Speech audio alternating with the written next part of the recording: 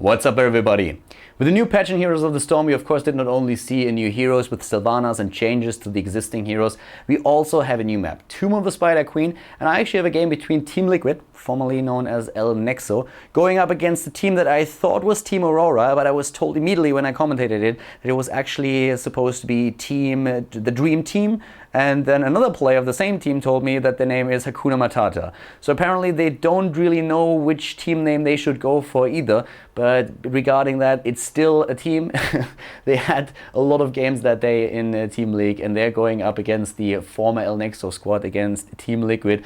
It was a pretty cool match to watch on the new map in particular. So if you haven't seen the map just yet, then this might give you a bit of a chance to get to know it. I have to say that I played over 30 matches on the first 2 days when the patch came out, and I only got it like twice. So I didn't really play it all that often, but this is one of the better games. So guys, enjoy the match here on Tomb of the Spider Queen. Game on, ladies and gentlemen, we are on Tomb of the Spider Queen, the new map in Heroes of the Storm, and we have TeamLiquid, aka Nexo. TeamLiquid picked up Nexo, which was about time. As Tigers would say, hell, it's about time.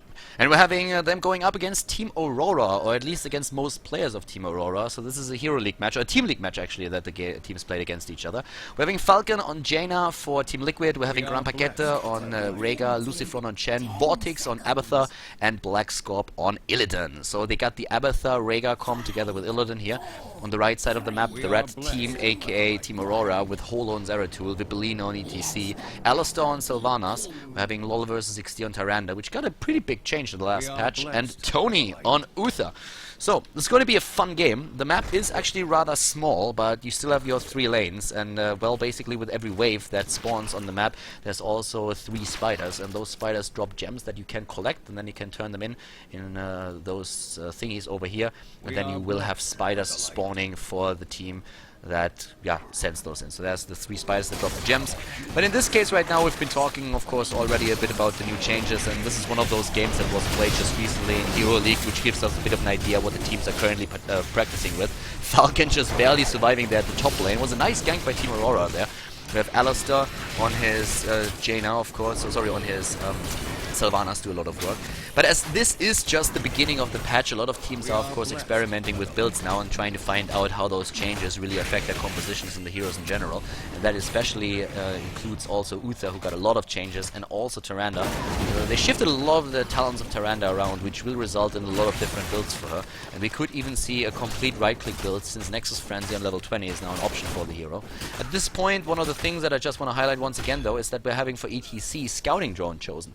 And normally you would see Block here. Scouting Drone is a talent that was completely changed, well, not completely changed by Blizzard, but you have 2 charges now, which is really interesting. And it's not as easily killed as before. So right now this is one of the things that teams are going to have a bit of a look at to find out if it maybe provides enough vision on the map that you can really utilize the talent. And ETC is one of the heroes that can get it. And Block, of course, is kind of nice, but at the same time it's also a talent that you can probably live without. So there's a Scouting Drone already being used. For Sylvanas, it's once again the same build at the beginning, with the Wind seems to be the standard talent for level 1, the increased range on Withering Fire. And that is going to be a bit of a given.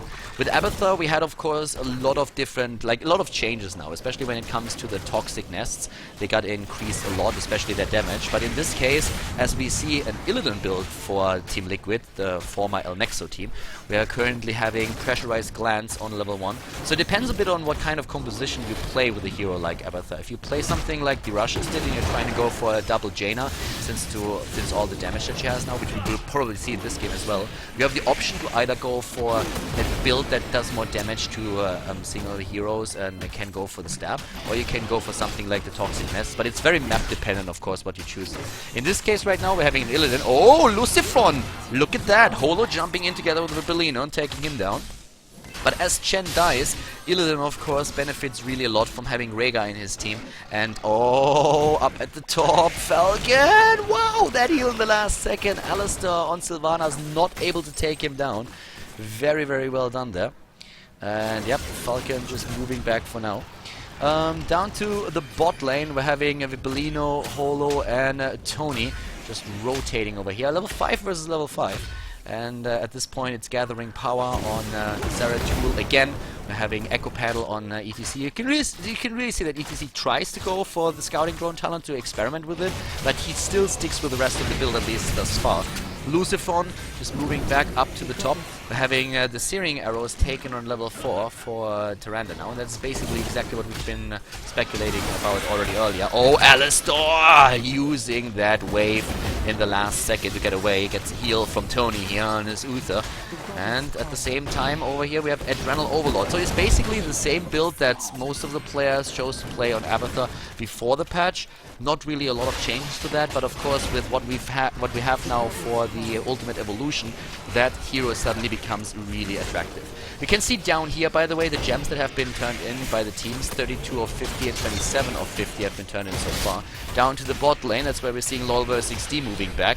Oh, Illidan actually dying in the mid lane apparently. A bit too much pressure against him. Especially, of course, with Zeratul doing his thing. 7 versus 6. So right now we're having the red team doing a lot of work there. They're doing really a lot of pressure play. We're having now also Envenom taken on Sylvanas. We've been talking about this build a bit. And it's the Unstable Poison on level 7. Which is an interesting talent to take. As I said earlier, a lot of teams are going for the follow-up instead. This is the spiders, by the way, that will drop, and those spiders can create spiders on their own. Oh, the fight in the mid lane where Chen just died, with 4 heroes rotating over there to take those spiders down, the web weavers that are being spawned. And they can really put quite some pressure on those lanes, and also, of course, damage, as you can see. With the spiders that they are spawning themselves, you have to kind of time that correctly. There's one boss on the map up here at the top, and if you capture that boss at the perfect time together with the spiders, you can really do a lot of work and pushing power. It gives you just some freedom to roam the map and do a bit more there. Regarding the talents that we're seeing on Jaina, kind of the standard build that at least I have seen by most players played in this patch so far. Doesn't really necessarily mean that it's going to be the standard build for competitive play, but it's at least the one that is being played the most right now. Is when you go for Deep Chill on level 1, you go for Snowstorm on level 4, and then on level 7 you're Frostbitten. So really trying to get the most out of, especially your Blizzard, which we're going to see boosted a bit later on as well probably. Blizzard is doing a lot of work, and again, Jaina was changed. She does a lot more damage right now on all of her talents, which is kind of insane if you think about how much of a glass cannon she already was in the last patch, but that got even improved by Blizzard. So right now, we're having at the bot lane Illidan capturing those particular camps. We're having also the red team now, since they turned in the last few gems with their own web weavers, joining the battle here. And at the bottom lane, the pressure against Black Scorp. Illidan trying to get away, but well, in this case, they dropped him again. 5 kills against 0. Even with Dwega Illidan in the team, I have to say that TeamLiquid is struggling in this particular match. But keep in mind that a lot of their strategy is really going to evolve around the level 10 talent when Abathur is going to get those copies up. This is going to be a very important part of their strategy, especially since with the copy on Jaina, they can do really a whole lot with her. The build so far, the team pretty much what we would expect, with Needle Spine even taken for the increased damage and range on Abathur, so he's going to try and put the pain onto the red team in this case. We're having Grand Paquette with 16 of the gems. Vortex is still hopping from one lane to another, trying to defend here, of course, as well. But to the top, that's the same what Falcon is currently doing. Abathur actually getting a bit too close to the wall there. Holo jumps in and takes him down, but he has to pay the price, since Grand Paquette just basically says, like, you might kill my Abathur, my friend, but I'm gonna kill you. Alistar going in with a passive, and this thing is just so damn good to immobilize or just disable the towers here, and you can really see how that helps the pushing presence that you have with the team. Level 10 talents hitting so much faster, of course, now for the red team, and with Void Prison, Mosh Pit, with the Withering, the Bailing Arrow taken, Lucifron low and being dropped. 7 kills against 1. It's really a lot of work that the team is doing here, and just look at all of those extra gems that they have right now. They can turn those in easily and get another web weaver wave. Interestingly enough, it's Monstrosity that's taken by Abathur. Actually, that's very surprising to me.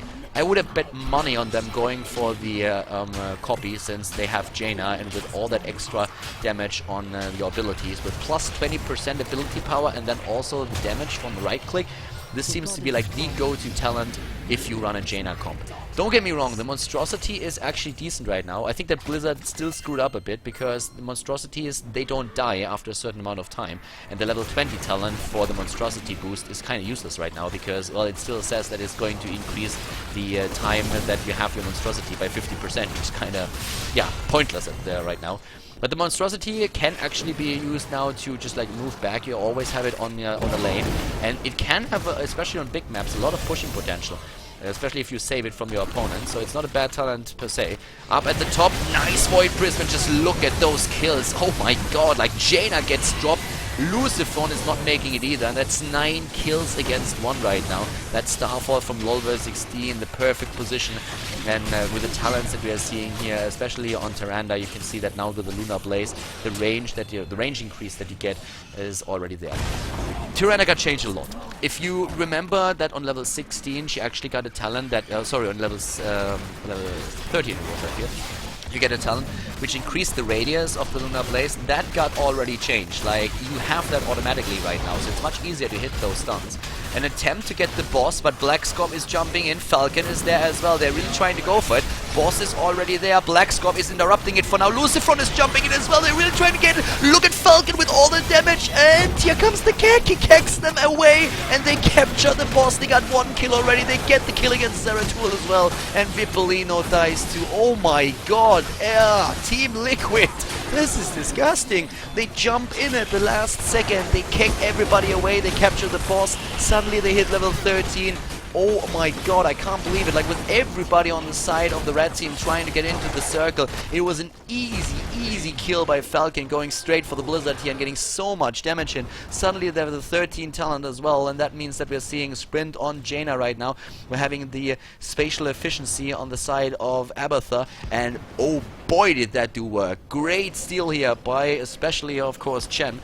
Looking at the talents now for the Sylvanas, we have Evasive Fire taken on her on level 13. Another talent that's, by the way, extremely important if you're going for a damage build on Tyrande is that you go for Hunter's Fury on level 13 now with a 40% additional attack speed for 4 seconds when you use your Hunter's Mount. Oh, Blackscorp needs to be careful though. Oh, nice stun here once again by LOLverse16. Shen actually dropping out of the game. Oh. Luciphone, let's hope that he can make a comeback, and yep, here there he is again, so the reconnect successful. The Web Weavers for the blue team are gonna be here in just a second. Even an experience lead by now for TeamLiquid, with 5 kills against 9, they are starting to do some work here. The Web Weavers up at the top, already getting into position, down to the bot lane, we're having the same thing, starting to push those waves in, and that is why the red team has to rotate heroes up to the top and to the bot lane. So right now, it's still a super even game at this point. A lot of the gems were actually dropped there as well. You drop gems when you die. It's very similar. It's not the same as on Blackheart's Bay, but you drop your gems when you die, but your opponent is not getting all of the gems that you drop. So they're not really interchangeable like 100%. But if you drop like 10, then you can pick up. Like if you kill a hero that carries like 10 gems, you can pick up a few of them, but it's not a one-to-one exchange that you go for there. So right now, 15 faster for TeamLiquid, and by now, of course, Blackscorp is doing a lot of work here. I mean, Illidan, this late in the game, he can really benefit from all those extra talents that Rhaegar and also Abathur get, and that's what we can see here right now. Oh, Alistar is so low! Oh, but the stun against Blackscorp, the heal in the last second by Grand Paqueta saves him, and Sylvanas is dead. Vipolino makes them dance. It's party time once again. They're going for Tony. But yes, here comes the Blizzard. They don't kill anything just yet. Holo just barely able to get away there. To the left side, we're having now once more TeamLiquid getting into position. They have quite a bit of... and they actually don't have that many gems just yet. Both of the teams need 60 gems to turn them in now. So to the right side, well, we're having in the mid lane actually a push against the fort here. We're also seeing a fair lunge taken on 13. Didn't really point that out yet. We have the evasion talent on Illidan on level 13 as well. Up to the top lane, the Monstrosity coming in again. I'm still not quite sure if I really like the Monstrosity move that we see there. I feel like on certain maps it's really a great talent to take, especially when you're on a very, very big map. but I think that on this map in particular, on the smaller one, if you run a Jaina composition, having the additional Jaina copy with additional gathering power is probably the better move. We've seen Team Arthur's play with that, and they really put out the hurt there. So I would be really interested to see if TeamLiquid in competitive play would stick with the monstrosity there as well, which can be great now, by the way, like, no denying that, or if they are going to go for more of a burst thing here. Of course, the thing is, if you actually go for the evolution copy, then the problem that you still run with is that Illidan cannot really rely on Symbiote. That's the downside, and that's one of the main reasons why I feel in this case we have monstrosity taken, since Illidan in those fights is relying a lot on the support, and Rhaegar alone might not be enough. So in this case, apparently they're just thinking, well, we need the Symbiote on Black Scorp as well to give him the shield and the extra damage there. So it makes more sense for us to go for the monstrosity over the ultimate evolution. So I guess that's the thought process behind them for that now. At the bottom lane, we're having once more the push going straight for that. And at this point we're having, Polo is there as well. By the way, we just got information that apparently you get always for a hero kill 3 gems, so it does not really matter how many gems they carry. That's actually pretty interesting, I didn't know that.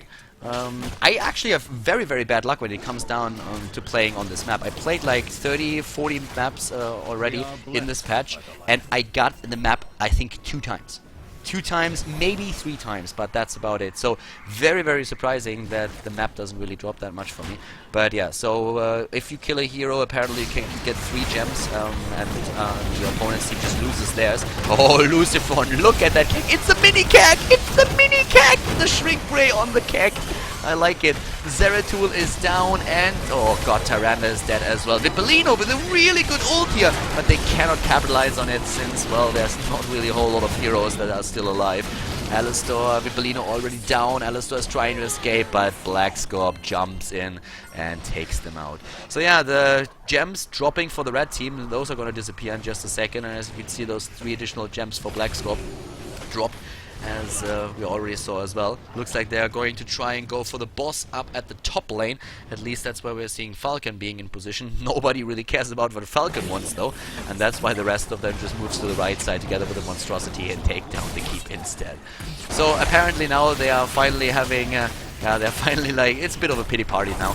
They're having pity on Falcon. They're saying like, alright buddy, if you really want to take the boss, I guess we can take the boss for you. It's alright, we're gonna help you. So they're gonna jump in, and with 18 versus 16 and 11 kills versus 19, Liquid definitely made a comeback here. But I mean, the game's not over just yet. Granted, the red team is under a lot of pressure. They lost the top keep, they lost a lot of heroes. They didn't really win a team fight in quite some time, but they also had very, very bad positions, I feel, and just had to take fights that they really didn't want to take. Now dealing with the boss here is not going to be a piece of cake either. 50 minutes into the game, that guy is going to occupy them for quite some time. Having maybe a look at the damage right now to give you a bit of an idea what's going on in the game so far. Oh, Tony, very, very, oh, hello, can they take him? Oh, the stun saves him. Or does it? Vision is granted, and Black Scorp was thinking about it. You can really tell. Black Scorp was thinking about it. I can just imagine that voice call between them. Black Scorp is like, I'm gonna get him, I'm gonna get him, I'm gonna get him. And the rest of the team is like, no, no, no, don't do it, don't do it, don't! And yeah, Black Scorp. I mean, it is as if you have the choice between go ham or go home, Black Scorp always goes ham, and he knows how to do it, and he knows how to make it look good. So right now we have another, well, a single hero Void Prism. Not quite sure if that was working as intended, and they jump in again. There comes the keg, not getting stunned. Lucifer maybe dying here. Oh, he just barely survives, and look at that heal. Rhaegar with a great move, and it's another triple kill. That should be level 20 if they drop Vipellino too. Well, it's close, and they're turning in another set of gems, and that is definitely going to deliver the next web weavers for them. And with those pushing in with 4 heroes down, and Lucifer just not even giving a shit and just moving straight in towards the core, it looks like this might be game over, boys. Unless we're having Tony suddenly pulling off the power plays and somehow turning into a DPS monster. The level 20 talents are already there, and that means Storm Shield on Rhaegar. Having them still run through the map here. We're seeing also the additional Monstrosity talent. No, actually Hive Mind, sorry. Hive Mind being taken here on the side of good old Abathar, whereas we see Hardened Shield and Bolt of the Storm on Chen and Jaina. And well, with 70% on the core, this is looking bad for the red team. And yeah, looks like TeamLiquid after a shaky start. Oh, Falcon being dropped. in the last second. There's Harrison Jones as well, says hi, and this is game, ladies and gentlemen, with TeamLiquid taking the game here on Tomb of the Spider Queen. After a very, very shaky start, TeamLiquid turning it around and winning that game here. And you can really see the synergy between the heroes come into play. And of course with Abathur suddenly also being viable, being a hero that has certain talents that he can really bring to the table, where he can just like say, alright, listen guys, this is something that we can use to make all the difference in the game here and to win the match. It is one of the heroes that we might actually see in the game again. And that's pretty exciting. I find that absolutely awesome because I missed good old Abathur. He was a bit too strong a couple of months back, but right now he was for a long time too weak. We only saw him very, very rarely. And now maybe a hero that is going to be a comeback in the patch. We're going to find out soon enough. The game, of course, here on Tomb of the Spider Queen was a pretty interesting one. I hope that you enjoyed it. Give it a thumbs up on YouTube if you did. I'm going to see you guys next time with more Heroes of the Storm on Color TV. Have a great day. Enjoy your evening.